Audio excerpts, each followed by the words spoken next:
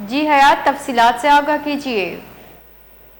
जी देखिए, बिल्कुल ये आक्सबे माड़ीपुर रोड के करीब तेज रफ्तार कार को हादसा पेश आया। 4 अफराद जहां बहक, जबकि 4 जख्मी हो गए। जहां बहक होने वालों में एक मर्द, एक खातून और 2 बच्चियां शामिल हैं।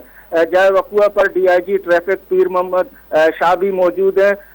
उनका कहना है कि ये इस साल का सबसे बड़ा हादसा है। 4 अफराद जहां बहक हो गए और 5वें की इतलात है।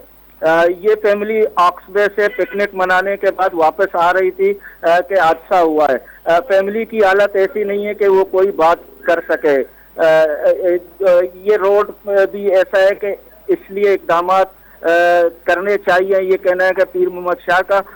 ऑक्सबे जो रोड ट्रैफिक हादसे में 4 अफराद जहां बाग हुए, जहां ये सिविल इंचार्ज ट्रामा सेंटर के डॉक्टर अब्दुल रजाक का कहना है कि मजमूई तौर पर 10 अफराद को सिविल ट्रामा सेंटर मुंतकिल किया गया है। 4 अफराद इस वाक़े में जाँ बहक हुए हैं। तो ये पंजाब से ताल्लुक रखने वाला खानदान है जो ऑक्सबे पर पिकनिक से वापस जा रहा था।